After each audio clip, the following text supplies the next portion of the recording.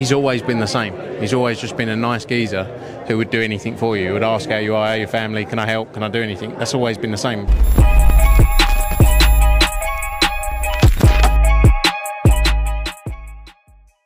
Pro boxing fans, it is fight week with me, Frank Smith. Frank, always a pleasure seeing you. You've lost a bit of timber, you're looking a bit lean, you're putting a bit of muscle mass on. What are you doing? What's the secret?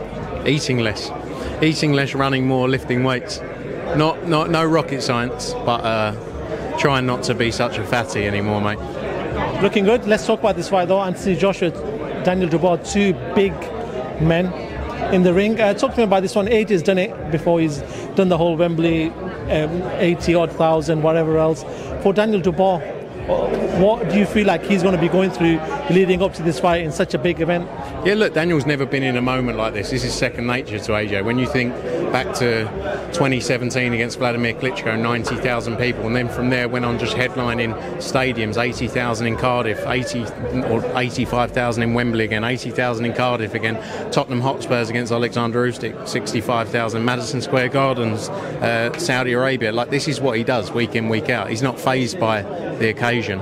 You know, he's never been fazed by the occasion.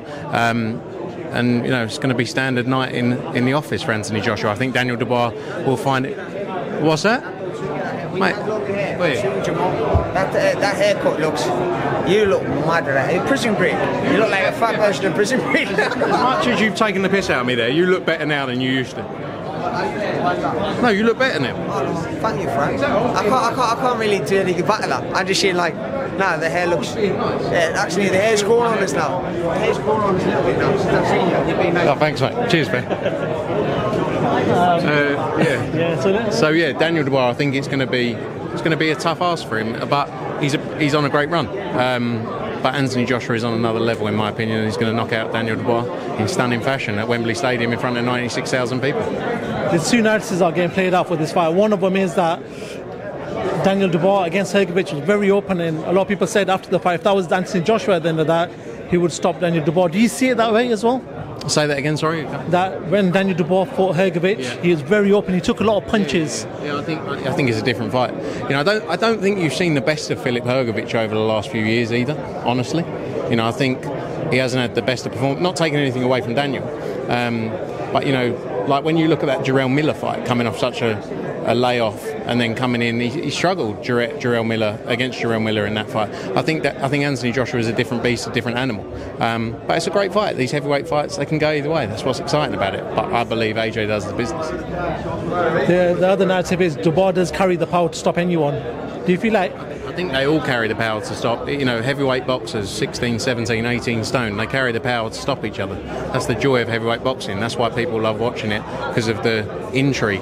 Anything can happen. They're huge lumps, and if they catch each other on the chin, yes, they can stop each other. But you know, that's why we're all tuning in. I do want to ask you though, regardless of what happens in this fight and what happens with Tyson Fury's fight, are we still going to see that fight? Because I think Turki Al-Sheikh's a big fan of that fight, regardless of outcome.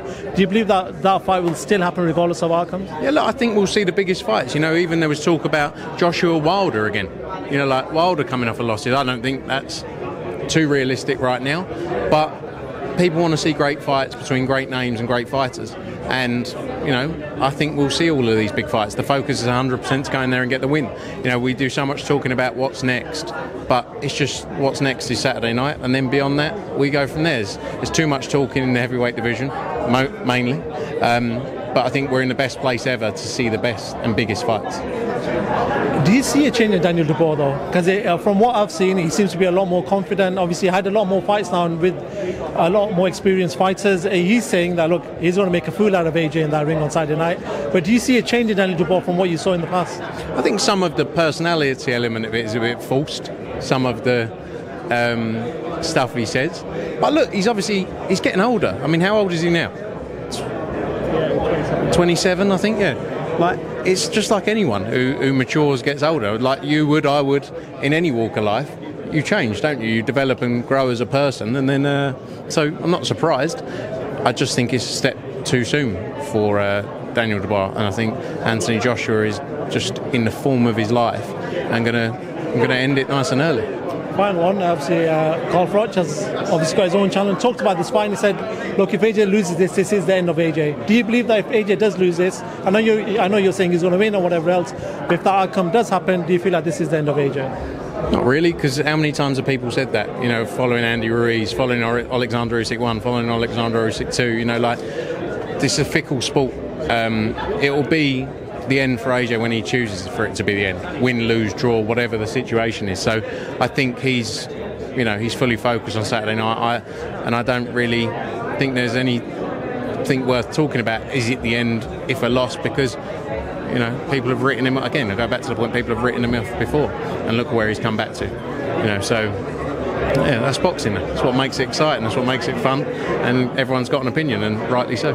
Can I actually ask you, because you've known AJ on a personal level as well, I know you guys, you know, back in the day you were on holidays and everything together, but when he was going through that little lull in his career where he lost to Ruiz and there were some performances that were getting questioned, did you see a difference in AJ at that point? Because right now, from what I'm seeing from the outside, is he's very happy. You know, you see that big smile on his face when he's walking in. You know, he's always walked with his broad shoulders, but he seems to have that presence again. Did you feel that lull when it happened? I think on a personal level, he's always been a good person, regardless of what's been going on. He's a lovely bloke, and he'll do anything for you.